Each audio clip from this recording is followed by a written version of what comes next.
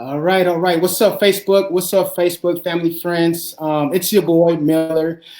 We are here with Thursday Night Live, One and Done CEO, founder of One and Done, and we have an interesting topic on tonight. We're going to be talking about risky sexual behavior. Going forward, we will be using the acronym RSB. Um, and we want you to go ahead and take a moment to pick up your devices, like, share, and follow. One and Done is on IG. One and Done. Subscribe to our YouTube page. Man, my goodness. Come on and show your support. We want to thank all of you who have been supporting thus far. We wouldn't have made it this far, through our whole pandemic if it wasn't for your continuous love, your continual prayers, and your support. And so, come on, man, go ahead and share this on your networks with your friends, with your family, man. You do not want to miss this. Yes, we are targeting the population between the ages of basically eighth grade throughout the age of 24, our young youth. But this is not limited to just our youth. This applies to us adults as well as we break down risky sexual behavior. Uh, Let me tell you, we're going to talk about how this is, it is to inform communities what risky sexual behavior is. We're going to deal with the factors that could possibly lead up to RSB. And then we want to talk about the outcomes that derive from RSB, and then provide alternatives for individuals to make a choice to lower the rate of perpetuating the two outcomes we will discuss around RSB. We're definitely going to touch on STIs, sexual transmitted infections. We're going to talk about teen pregnancy. We're going to talk about it all, but not limited to. I want to take a moment and a break to really tell you that I wrestled with this topic here. I really did. I wrestled with it because talking about sex when I was a teen, it was almost as if it was taboo. It was forbidden. It was swept underneath the rug. And when it was discussed, it was discussed on a surface level. And so I don't want, with all of the events that are taking place in our society, within our school systems, within individuals' households, I don't want individuals to be like me, lost out here around this subject matter. And so we have our very own educator who has joined us on the platform on tonight, educator from the Minneapolis Public School System, our very own Miss Tara Howard. We want you to take a moment, Tara Howard, and greet us in your own special way. Welcome. Thank you for having me. I'm happy to be here. My name is Tara Howard Felician. I'm a Minneapolis Public Schools teacher. I've been teaching for about 14 years in Minneapolis, about 6 years in Minneapolis, and then the other remaining years throughout the Twin Cities. I'm excited about this topic because it is very much so prevalent today in what's happening in things that we see in our schools with young people and things that we see in our communities. So when I was asked to be on here, really excited, couldn't miss the opportunity. Hope we can share some things that we've learned and some things that I might know about this topic with you all. And I look forward to just having conversation with you.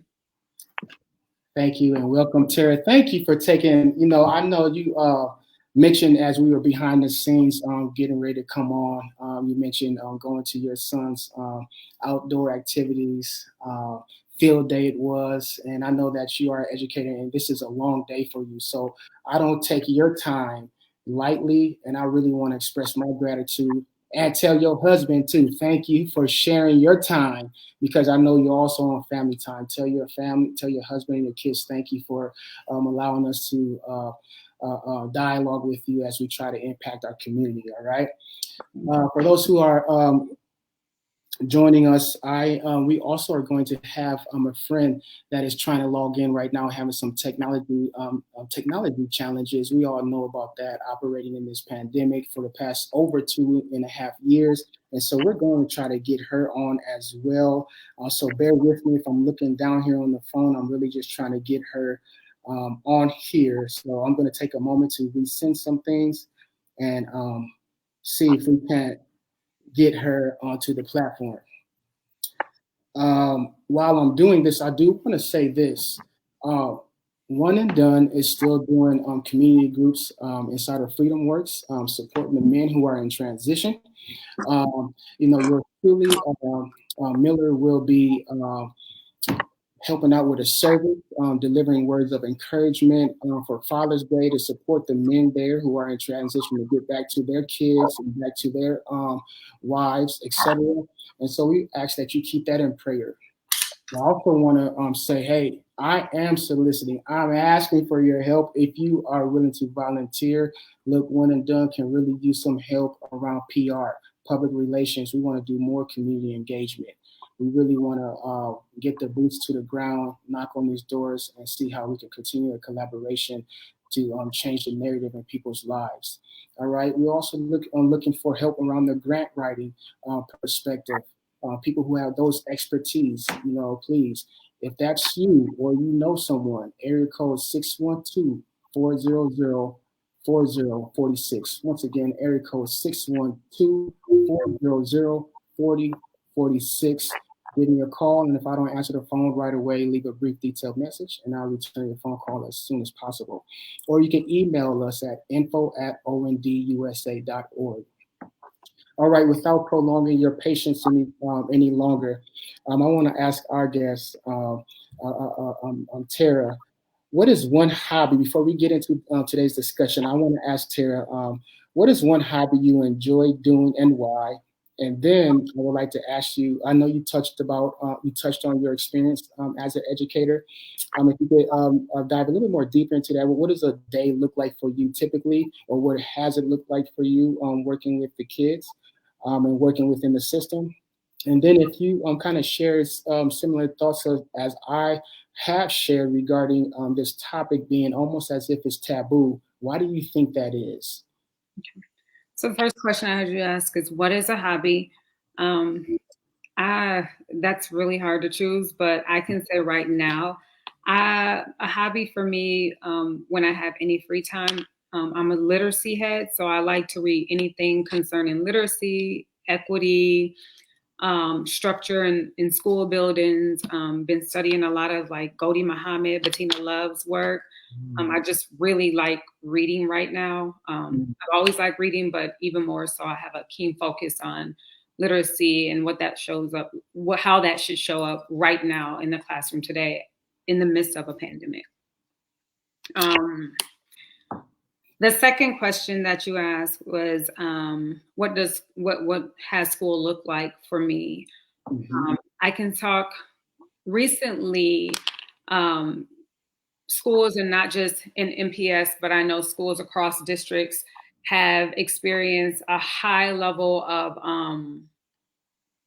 our students have come back with a lot of, I would say, needs, basic needs. A lot of that is mental health needs. A lot of that can be simple as hygiene needs. So a day can look like, for me, I'm an instructional specialist there, which is someone who goes in, looks at teachers' instructions, coaches them through content. But I've gotten to do a little bit of that. I've done a lot of subbing, just because during the pandemic, there has been no consistency. And I've also done a lot of support with behavior with students and stuff like that. That's been my primary role, working with parents regularly, daily, entering in data and information. That's how a day has looked for me so far this school year.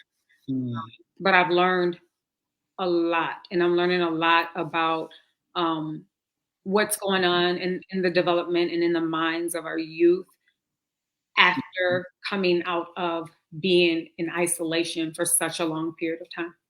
Well, I tell you what, and how many years? Here's Ms. Nita Hall. We're going to bring her on in.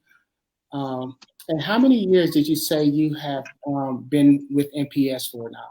I've been with MPS for 6 school years right now. Wonderful, wonderful. Well, once again, thank you for your service in the community. We want to welcome our very own Miss Nita Hall.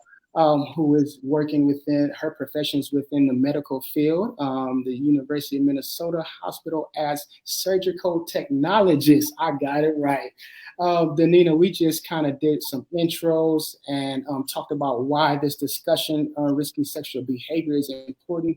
And we know that together, the three of us is going to make this thing work and that somebody's going to be blessed on tonight. My wife is saying, hey, y'all. She's encouraging us. And she is saying, hey, Nick, you made it.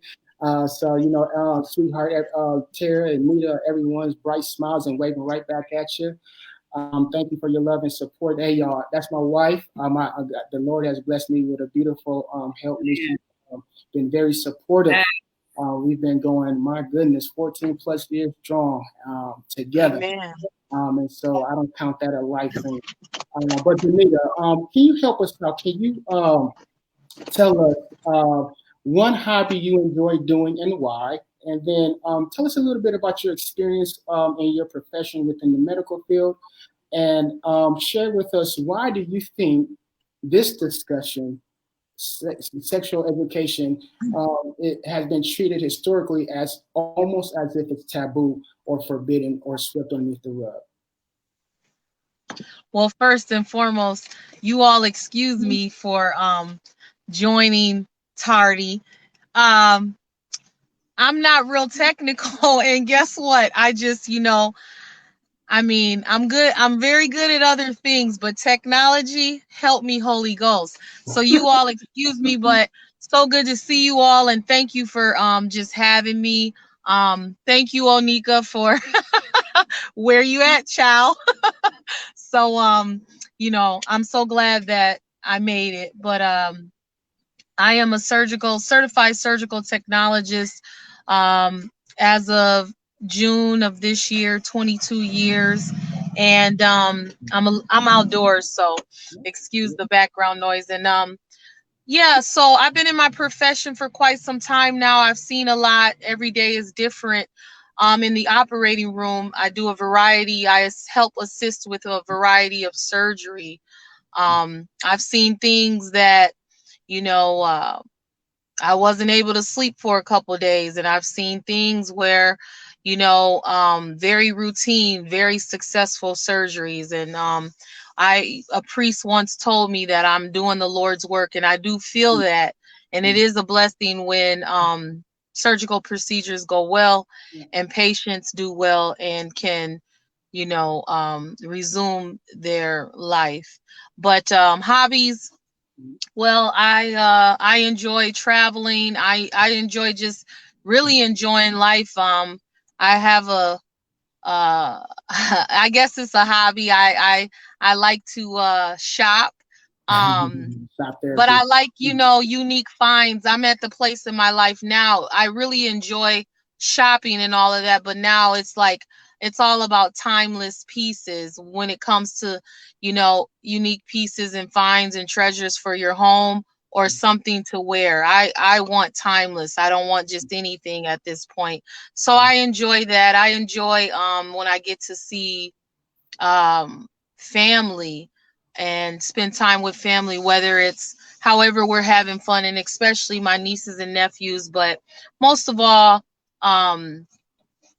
everyone knows how much I love to laugh. So I would say just having a good time, which can consist of so many good, good positive things and so on. But yeah, and also I just think that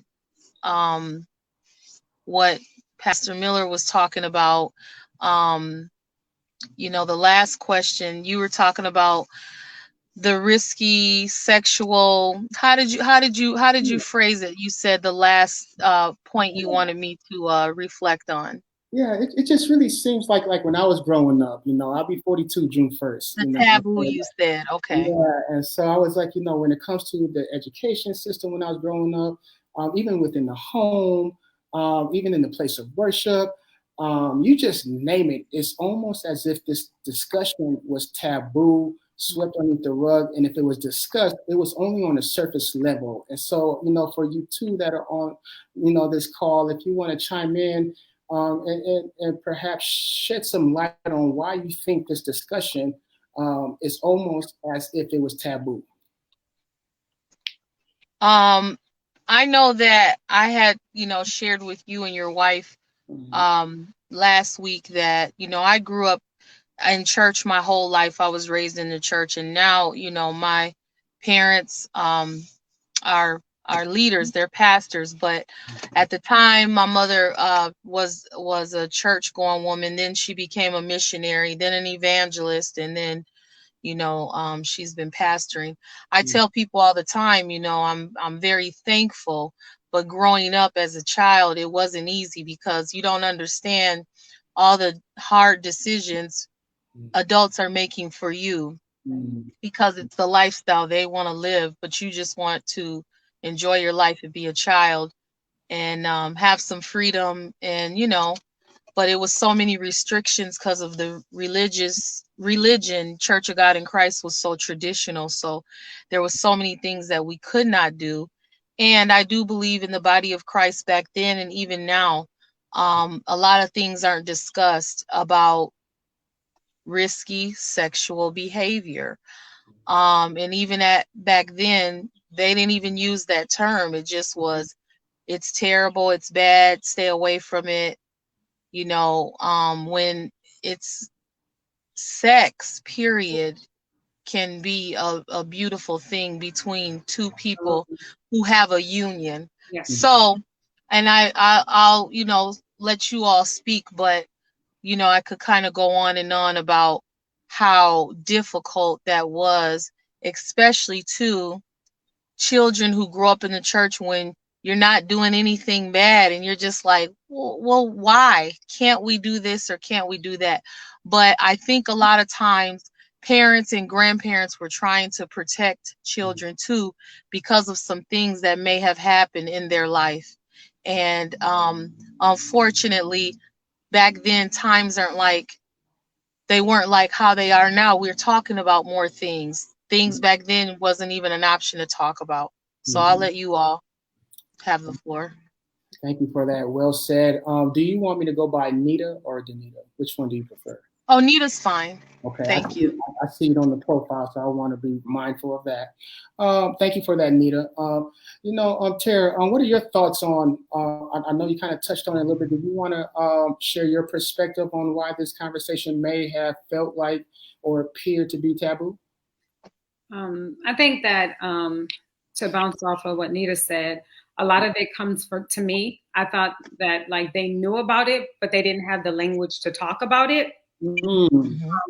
Back then, not only didn't they have the language, that conservativeness still played a role in our culture, American culture as a whole.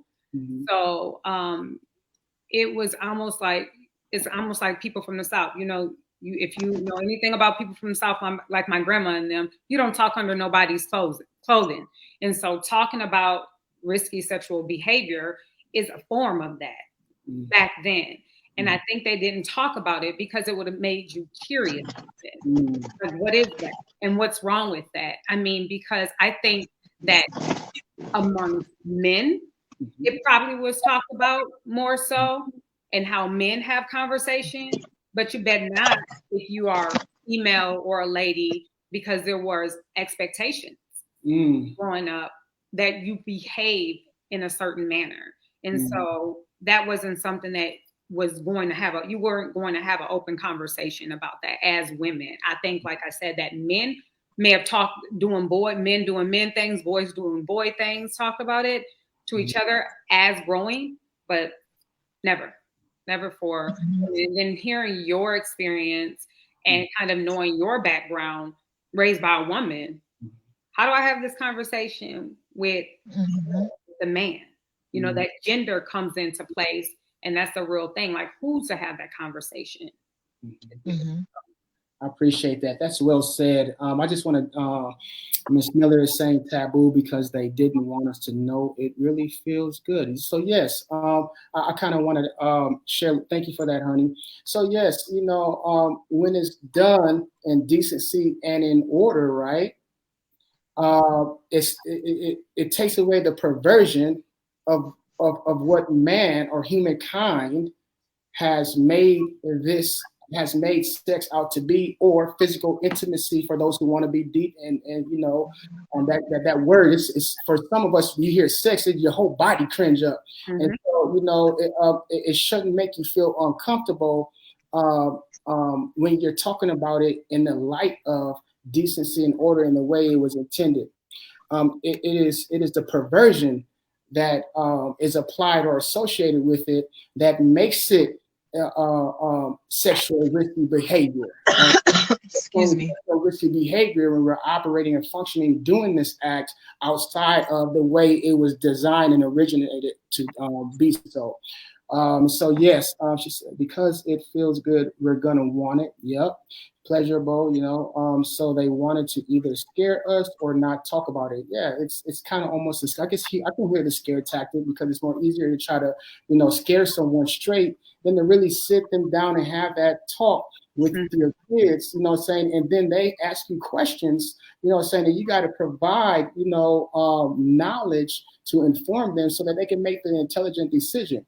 It's when we don't inform our kids that they go get information that is not beneficial to them, because that curiosity is there. And so next thing you know, you end up talking about it after an outcome comes about, teen pregnancy or STI, or it could be even something worse, criminal related. So I kind of want to dive into this. I wanted to use that as a platform. You are right, honey. She said, that's right, honey. All right. So I kind of want to build on that. We're going to talk about these points here. The reality of it is that we're going to talk about what is risky sexual behavior, why is this discussing risky sexual behavior important, and we want to talk about some factors or some causes that lead up to this behavior. And then we want to talk about two outcomes. We want to talk about sexual transmitted infection, STI, unplanned pregnancy, but not limited to. Then we want to provide the audience, those who are watching online currently and those who will watch the replay, we want to provide the alternative to hopefully navigate through some of those temptations so that we make the intelligent decision, so that we don't find ourselves dealing with the consequences of this behavior. So with the first bullet point, let's, according to your perspective, we'll start with you, Tara, and then we'll bounce it to Nita. And from your perspective, what is RSB to you? No right or wrong. So RSB entails behaviors in which you might use your physical body to penetrate, to be curious, to have intercourse with, I would say, a person of your choice nowadays. So sexual behavior with someone of your choice, that can be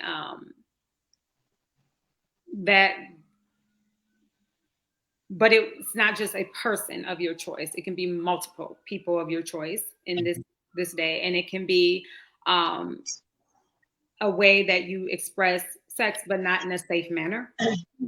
So maybe void of contraceptive, void of protection, condoms, and things like that, or even void of thinking of the consequences. So RBS, risky sexual behavior, I'm using the acronym, entails just acts of sex without thinking of consequences or outcomes. Yeah, risky. Thank you for that, Tara. Miss Nita, what are your thoughts around what RSB is from your perspective? I agree with Tara, with everything that you said. I also think too, though, when you mentioned the curiosity, like, okay, for instance, I think sometimes when you're raised a certain way, there can be a rebellious spirit in you, because you'll rebel because of things you could never do. Like for me, I felt like my freedom was being a cheerleader. I can't even believe they let me do that. But I do believe that also children who grow up in the church, or even if you don't, maybe a strict religious upbringing, or even just strict upbringing, not religion, but I think sometimes too, risky sexual behavior also. I think young people can have in their mind as well. Well, it doesn't matter who I lay down with, what I do, as long as I do protect myself. So I'm Mhm. going to go on and do this and have me a good time because I'm fine. As long as I use this protection, I'm still golden. And I also think, too, Yeah. risky sexual behavior. I do believe that also sometimes it's like, well, I'm not having intercourse, but we can do some oral stuff. You know, Mm. you compromise and you make deals with yourself and with your mind. Yeah. I can honestly say, I think sometimes, like, if you're a virgin, maybe you have a boyfriend or a girlfriend and you're like, well, I'm just only going to do this much, Mm. because people will put it up here that, well, it's not sex, it's just pleasure and we're just having foreplay. But we have learned as adults, we have learned that oral sex and other kind of sex is sex. Yeah. So I do feel like that's risky sexual behavior as well. And I just feel like conviction and, what's been instilled in you, especially a fear or, a person frowning their face telling you how terrible and disgusting things are. Sometimes there's people who really will fear it and not be excited or interested, but sometimes the way your delivery can make a person be way more interested, like, well, what is so bad about this? But Mhm. I got these friends who say it's so good and I should try it. So there are that's my take on it too, that I think sometimes you can make some deals with your mind up here and still tell yourself Mm. that you're fine and you're not taking any risks, because as long as I'm doing this, well, if I don't do that, then that and this won't happen. Mhm. Even though all kind of stuff can happen, even when you do use protection or, contraceptives or whatever. Mhm. Yeah, that's well said. I appreciate that, Nita. I want to chime in here. It's imperative. Somebody, no, I just feel this. I want to get this for the audience out there because people are real, and they love to speculate. We just people that like to speculate. We're on the outside looking in, and we're just like, what's going on here? Hey, check it out. The reality of it is that everybody knows I'm an ex-convict. We sat down from age 20 to 26, and I was on parole for about 3 years. The reality of it is there are other social factors that played a role into me becoming an inmate. All right. And so what I had to do, everything that I did to get incarcerated, I had to have a transformation in the lifestyle. And so I want you to know something. The reality of it is that risky sexual behavior, majority of individuals who get locked up within the juvenile justice system, they have already experienced a lifestyle of risky sexual behavior. You dig what I'm saying? And so um, I do not want our young people to have to perpetuate this vicious cycle when there Mhm. could be options out there. There could be alternatives out there to where safe spaces can help you navigate through the risky thoughts that are tied to risky emotions. We can help you navigate through that without fulfilling your thoughts and your emotions. All right. And so, for those of you, what one and done is about. One and done is about changing the narrative. And the reality of it is, for me, is that risky sexual behavior has no respect or person. It doesn't care what your gender is. It doesn't care what your sexual orientation is. It doesn't care what your marital status is. It doesn't care what your age, your race, your ethnicity background is. It doesn't even care Mhm. what you worship at. You dig what I'm saying? I'm Mhm. coming real. I'm coming No, I 100. know. Somebody has to do it. Mika is on here saying, "Yep, having sex with several people and not utilizing protection and partial sexual behavior." These are educators. These are professionals in the medical field. They're tired of seeing this crap go Yeah. on. She's saying, "Yep, say that." So she's encouraging us. So we need to, now that we have established, thank you, Ms. Miller. Now that we have established what is RSB, you know what I'm saying, but there's more to it. And if you want some references, cdc.gov. for you parents out there that would be watching this, CDC. You watched a lot of that for COVID-19. Yes. There's another pandemic out here too, baby. It's a pandemic out here that's real. And go to CDC.gov and educate your kids. Yes. Why is discussing? We'll start with you this time, Nita, and we'll bounce it over to Tara. Why is discussing, and we scratched the surface, why is discussing RSB important? So what it is now, so we talked about what it is, and we kind of tied in, some of the why. But let's dive a little bit more deeper. Why is having this discussion important for us today or this evening? It's important because what you just said, breaking generational curses, instilling and encouraging. You don't have to go down that path. Right. I did that already. You don't have to do that. And really being transparent, being honest. See, because most people want to know, have you been where I've been? If you ain't been through nothing, there's nothing to talk about. I don't want to be encouraged by nobody who's never been through anything. If that's beautiful, if your whole life has been perfect and you never, you don't even know what it's like to fall down and skin your knee. But I'm telling you, these young people, I truly believe, especially in the body of Christ. I mean, sometimes I just get vexed in the body of Christ, but period. The things that we know now, of course, if we only knew when we were 16, when we were 18, all I can say is really being transparent and being honest. I was talking with, Pastor Miller and his wife last week, and I was like, getting to the root of it and talking to that young man or that young woman and saying, well, what are you getting ready to really go do? You can talk to me.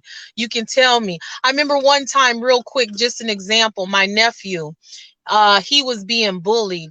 And I looked at him and I said, you can tell Auntie, tell me what the kids say to you on the bus. I said, just whisper it in my ear. I said, I'm not going to hurt you. I'm not going to whoop you. I said, I want to know, because I wanted to know, because sometimes young people can suppress things and you don't know what they're feeling and going through. And when he told me, and I could tell he was embarrassed but I let him know he can be free. It's okay. He wanted to make sure it wouldn't get to his father. And I understand, because his father, you do put a certain kind of fear in your children. So these days, today, right now, there's still some very fearful parents. But if we can reach the youth, the community, to where as we know, we was never going to tell our parents everything. But if there is somebody that you can talk to and just really be free with, and someone who's going to really love you and say, now you can be honest with me, tell me what you're getting ready to go do. And even if they're getting ready to go just light their whole life up, okay, well, while you getting ready to go do that, I just want you to use this and do that. Because we got to be honest. I'm not about to go tell a young person who's like, well, I'm going to do it because I want to feel good. I'm not going to say, go get in the shower and I'm about to pour oil all over you. I'm not doing that. Now, I will pray for you and I will pray with you. But I just think we just have to be honest, because, I'm sure all three of us could really sit here and say, I wish somebody would have said this or that to me. My mom laughed now, but I'm like, why couldn't you have had a real sweet talk with me? Why did you have me scared? Not scared, but scared. So anyways, I just believe that being honest and transparent and letting them know I'm not your judge. I'm not going to rip you apart and tear you down. Because a lot of times, too, when young people make mistakes, they get dogged. They get mistreated. They get talked down to. And then you really be feeling like you're just horrible and nasty. And you shouldn't be feeling like that, because we all have made mistakes. So. Well said. Thank you for that, Miss Nita. Nita. Tara, how are you feeling about that question? Why is this discussion important for us to be having this evening? I believe it's so important right now because like you said, we're in it's a pandemic in our culture, in our communities right now.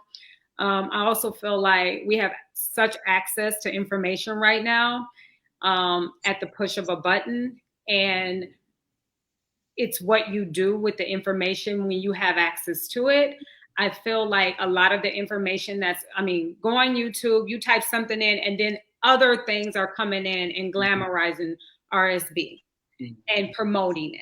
And so you know better, you do better, right? They don't know any better.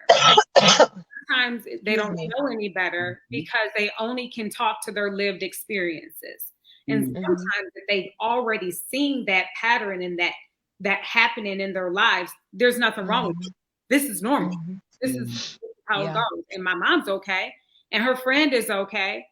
And another reason they need to know and why it's important is because these kids are talking to each other.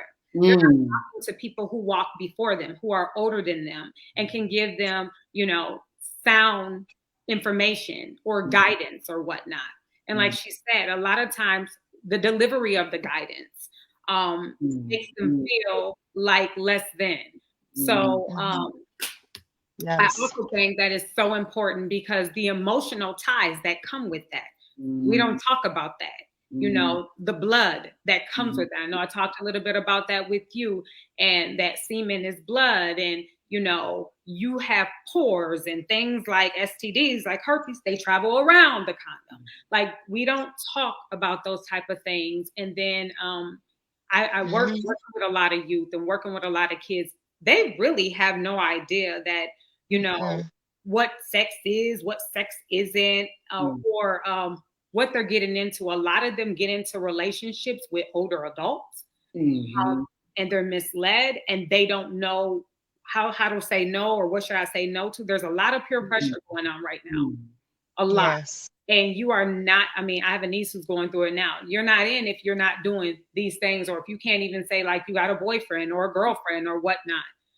So talking about this topic, RSV is so prevalent right now because it's a missed topic because society has made it okay. Well said. Well said, both of you. I get that's true. Miller. Real talk. Yeah, real spit. We're on it. I'm loving this. I can't wait to go watch the replay. I take notes, by the way. So after we get done, I set an hour aside. I take notes because you got to keep on building. You got to take this out to the community and share this. So Miller's talking about she said, because the more information you have, the better equipped you are to make a sound decision. Everybody's in agreement. She mentioned the truth shall make you free. She mentioned we got to tell children the truth. Yes. And I want to put a little bit more respect on their name. I think that there are stages to childhood. And so I want, we have children, but then, they transition into, teenagers, then they transition into mid-teenager, then older teenagers, young adults, and then adults. And the reason I say that is because, at the end of the day, if they, we have to, their voices are valid. All right. Their voices are valid. They want to be heard. And I know my wife, she calls her students, these are my kids. So I know that's what you're talking about. Just for the audience that don't know my wife, I want you to know that we know what's up. Our voice, our kids, our youth, our young adults, they have a voice, and we love that and it's valid. She said, yes, Tara, absolutely. Yeah, when you was talking about that STI point, talking about the blood, that DNA component, absolutely. So I want to share quickly here from a cultural standpoint. Music has a spirit tied to it. And so not only our youth from this age group, 11 on up to 24, but not limited to, are being misguided by false teachings. But the music, how degrading it is when it talks about our women, when it talks about our females, calling them bees and hoes and talking about, just dogging them out. All the music today is talking about is sex, money, and killing. We think about rap and hip hop and all that jazz. And so all of that feeds the mind, it feeds the emotions. And next thing you know, when you put drugs and alcohol on top of that, now you manifest into risky sexual behavior. But I heard TLC, the song said, "Don't go chasing waterfalls," because in that song, it talks about an individual that laid down. And when he laid down, he woke up and he seen the life go out of him. And that's what we're trying to avoid. That's what we're trying to reduce the rate of happening. Laying down with risky sexual behavior, and you lay down in good health and you get up in bad health. Oh my goodness. You may walk around for about, 2 years feeling like you strong, you healthy, and next thing you know, you go get that annual checkup and they tell you got there are some STIs out here that you cannot shake, baby. I don't care if you can't shake it. You're going to need somebody to pray for you at the altar. And you better hope God perform a miracle. Or he might allow for you to keep it just to keep you humble and saved to get to heaven. So I don't want to touch on that. That's another topic. That's a Bible class. But let me read this right here. It says, why is discussing RSB important? Pregnancy and birth are significant contributors to high school dropout rates among girls. All right. Risky sexual behavior. Only about 50% of teen mothers receive a high school diploma by 22 years of age, whereas approximately 90% of women who do not give birth during adolescence graduate from high school. The children of teenage mothers are more likely to have lower school achievement and to drop out of high school, have more health problems, be incarcerated at some time during adolescence, give birth as a teenager, and face unemployment as a young adult. That is CDC.gov. And let me tell you what it says about the boys. It says, man, the boys, most of the time when they find out that they got kids, they are so angry. So here it is, your moment, your few seconds or few moments of pleasure, of gratification that you just had in your head you had to go do. When the outcome of unplanned pregnancy comes and the responsibility is hitting you there and it's into the courts hitting your pockets, you're angry, you're miserable, you resent the girl, you don't even want to paint a picture to be a father. We're talking about risky sexual behavior. Let's get on down here to some factors. What are some factors and some causes that may lead up to risky sexual behavior? And I forgot, whoever would like to go first on this one, because I forgot. You go, Nita? Okay. Go ahead. You got it. I think that some factors that lead up to it is, like I said before, what could be some examples that's being shown to you, whereas kids don't see the consequences that a lot of times their parents have endured. Also, I think that a lot of what's leading up to it, when I think about those boys who are so angry, no examples, fatherlessness, or they're one of many children themselves from their father, and they don't see it as a problem. Certainly if they might see spats of their father in and out. So a lack of education and a lack of teaching. I'm going to go back and what's leading up to that. I have to say social media plays a major role in some of this risky behavior. You can go on anybody's Facebook, Instagram, Snapchat, and you see a lot of young girls with their body parts. I mean, I work at a school and I can't believe some of the clothes that the young girls walk in the building wearing. Not clothes. I mean, underwear. And so I think just that yearning for attention, even if they are not having sex or whatnot, it's the likes. And I see that with adults. I mean, they get mad if you don't like their likes on Facebook and stuff. Right. Issue, right? And I'm just going to I think the question was what's leading up. So those are the things that I see mostly of what's leading up to it. And I'm just going to go ahead and continue to say that social media is a beast. We did not have that. We did. So they have it now and it's not being used for good. A lot of times. I think it's really tearing down this young community, and they're starting so young on social media, and parents, they're weighed down with so much, and they're not watching their kids' social media pages. And kids are so savvy today. They're opening up new pages. Parents can't even keep up. They're populating so fast with what they're doing, and so many different platforms at their hands. Powerful social media. Now, I just want to slide this in before we get to Miss Nita. risky sexual behavior. Since we talk about social media, pornography is risky sexual behavior. Miss Nita. Can I say something really quickly? Yeah. I forgot. Yeah. Television. Every time you turn on a TV show, they're getting it in. I mean, like, why? Why is that the first thing I got to see when I'm about to watch a movie? I don't even watch TV anymore because of that. The first thing you see are people engaged, and people who are boyfriend and girlfriend, not in the right circumstances, not in God's order. It's sorry, Miss Nita. No, you good. Go. Oh no, you're fine. I mean, you both of you hit it on the nose, because I was thinking that. I was just like, all the things that go in their eye gate, like the things that you watch. So you all already said it. You know, TV, social media. But we know eye gate, ear gate. You know, Pastor Miller was talking about the music. And so, you know, yeah, it's real.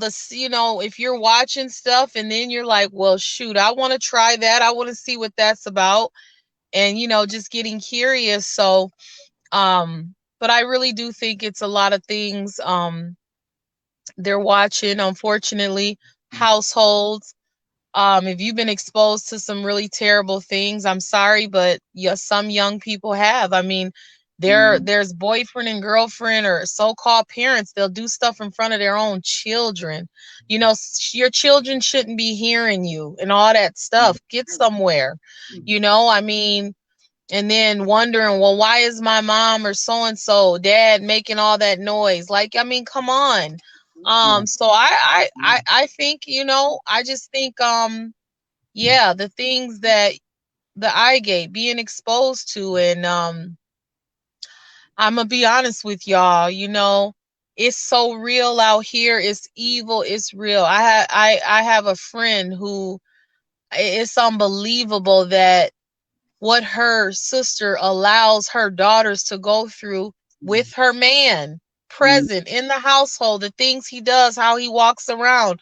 So I'm telling you, I don't know. Things are happening, and also some of these youth, they're we didn't talk about it, but they're even being robbed of their purity. So when you're being robbed of your purity, then all of a sudden, well, am I supposed to feel like this?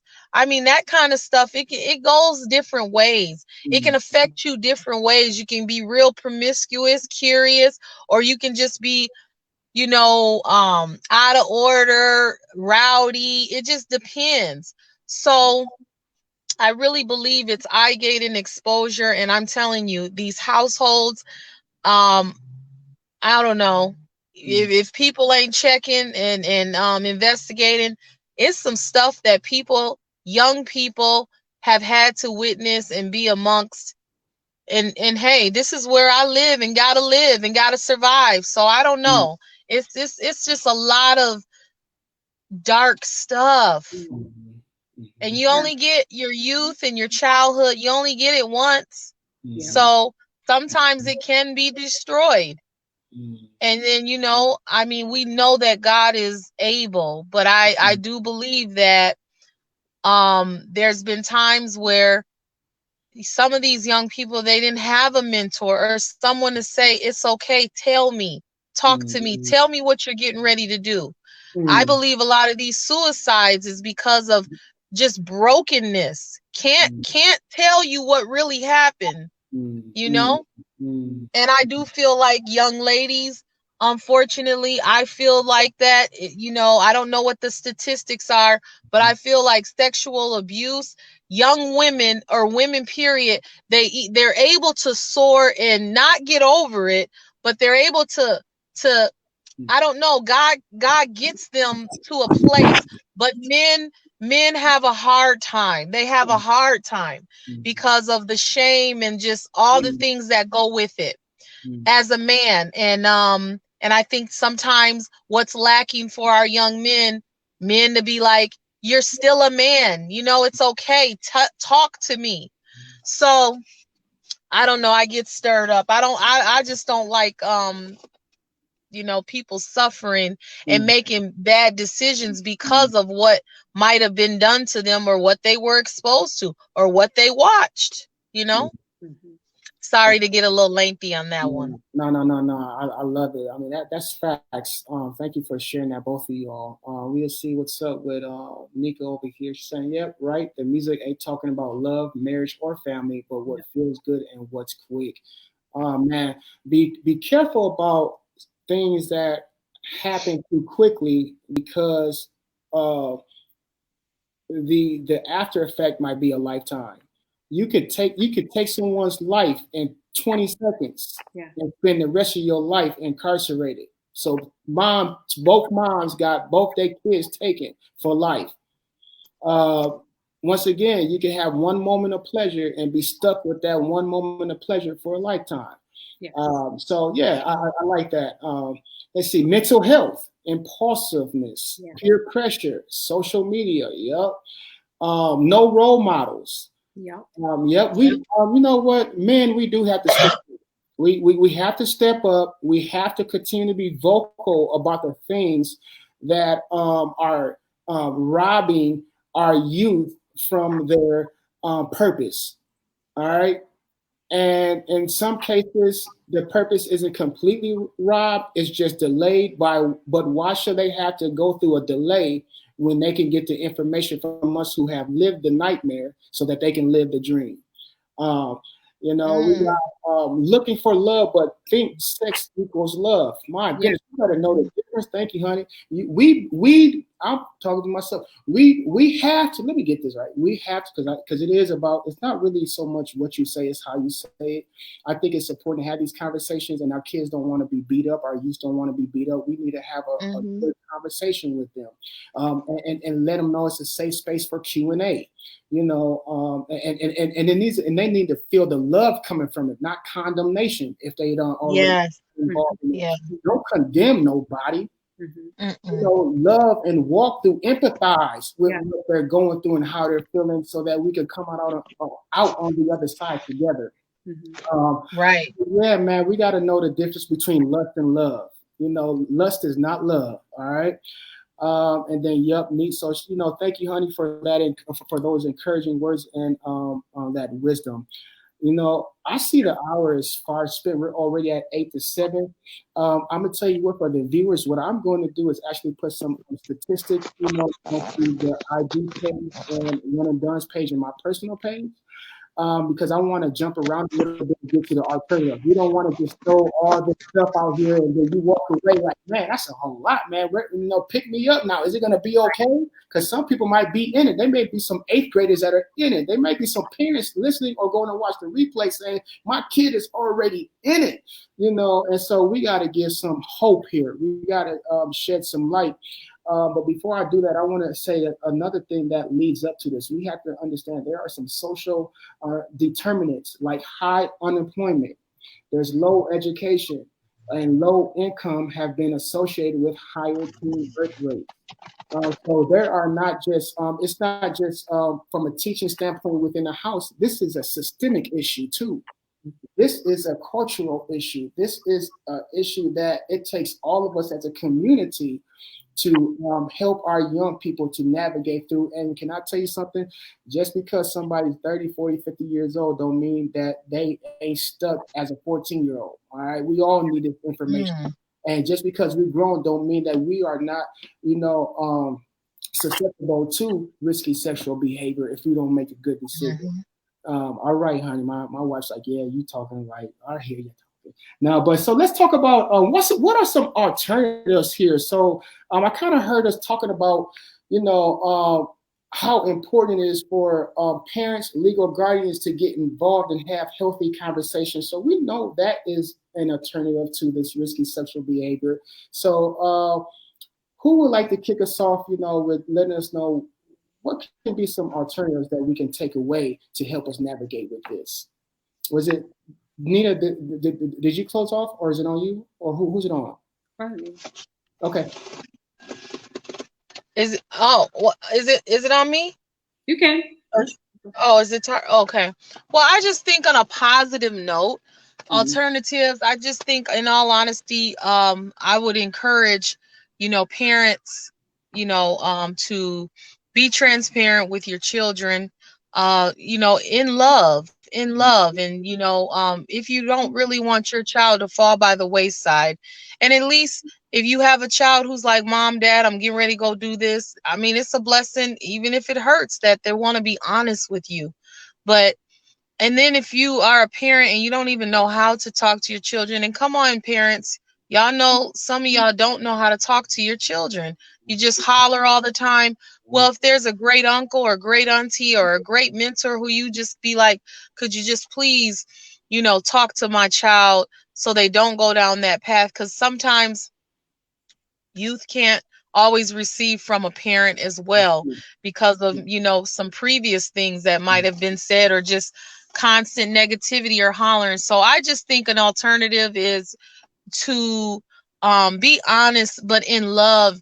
And even like me, if it was somebody that I love, a young person, a loved one, I just would do it in love. Like, you can choose life, even if you are getting ready to. You don't have to mess your life up. Let's talk about this.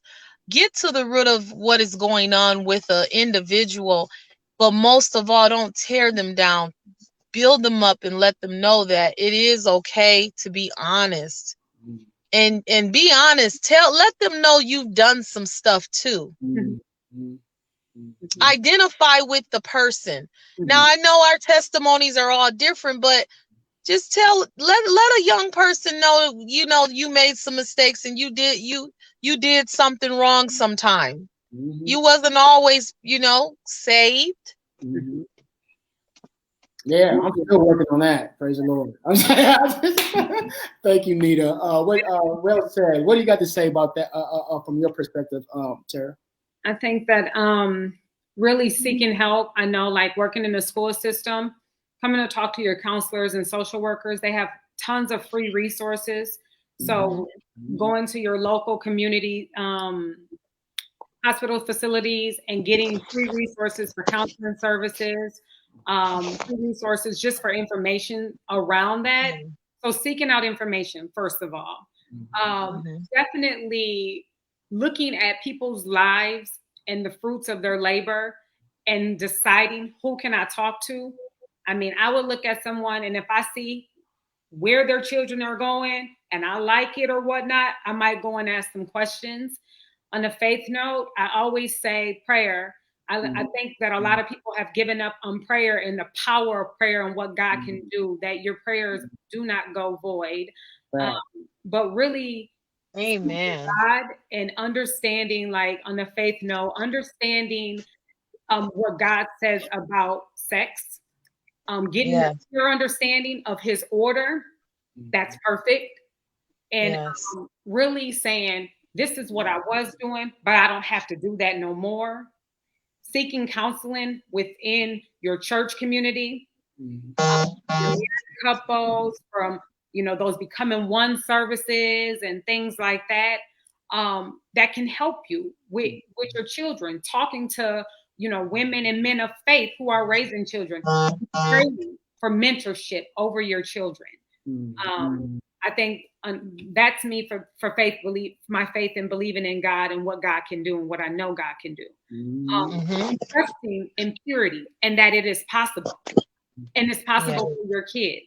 And there's some things you might have to change, some apologies you might have to say, and some things you have to look at and say, like I said, I'm not doing that no more. And instead, I'm going to do this. And really make it a plan. Good. Plan out your prayer. Plan that prayer time with God. And get intimate. The way we get intimate with God, get intimate with your kids and encourage them into for the men. Draw them in and get curious. So real rich. I like that. That was very rich. Both of you all. This whole evening has been rich. My soul is just overwhelmed with the wisdom that has come across this platform, and I want to thank you both for sharing. And thank you. Thank you. No, this is good. It's true. Our relationship horizontally will determine what our relationship looks like vertically. And I just want to add my little 2 cents about the alternative piece is that it starts with us. It starts with us. If we are one of those individuals and you really want, let us not judge the individual, judge the behavior. Yes. You know what I'm saying? Don't judge the individual, judge the behavior. You know what I'm saying? We know that where that behavior comes from and derives from. And let's go ahead and invest and sow into our young people. You know, we as elders in the community, when I say elders, I mean us as grown folks who are out here functioning in these roles inside the school system, the medical system, you name it, whatever, the justice system, whatever we're doing, we have a response. It's our responsibility to pass the mantle. And this mantle, I want to say here, is knowledge. We need to give them the knowledge and the information, but we have to make ourselves available. We can't be so caught up in ourselves and what we have going on that we miss the crisis moment that some of our youth may be facing. And so the alternative, it falls on us as well. We need to reach back and pull forward, all right, so that we can have a legacy. We go ahead and rest from our labor. Check it out. Here goes some resources. Youth Link for the adults that are listening here. We got Youth Link for you for ages 16 to 24. There's a 24/7 emergency line. Area code 651-291-0211. 651-291-0211. We have North Point Health and Wellness Center. 612-543-2500. 612-543-2500. We have the Man Up Club, 612-642-1929, 612-642-1929. And this has already been talked about on this broadcast. I put down a healthy family member, because we got some family members that are not in a good place, right? They're not healthy yet. That's not to say that they cannot get there, but we need our young people to be able to have a healthy family member, and a family member doesn't always mean it's somebody that's in your bloodline, because there is a friend that's closer than a brother, so maybe if you're involved in sports, your coach, as Nita said, your coaching staff, an educator, that person who you can confide in. We're out here, and of course, one and done. You can always hit me up, 612-400-4046, man. I'll set up a Zoom link. But now we're meeting face-to-face, man. You go ahead and give me a contact. We'll set up a time, and I'll meet you in community, man, and we'll do the work together, and we go through some sessions. We're doing it, man. We're not giving up, and we're keeping the hope. I want to thank Tara. And I want to thank Nita for your time and for being a blessing and for being a huge resource to young people. Thank those who have been joining us. Give a shout out to my wife, Onika Miller, for helping us throughout the night as well. Thank you, Onika. That was Nita. She says thank you. And thank everybody for your continual praise, love, and support. Thank you so much for having us. Thank you so much. I mean, this was very, very, very awesome information. And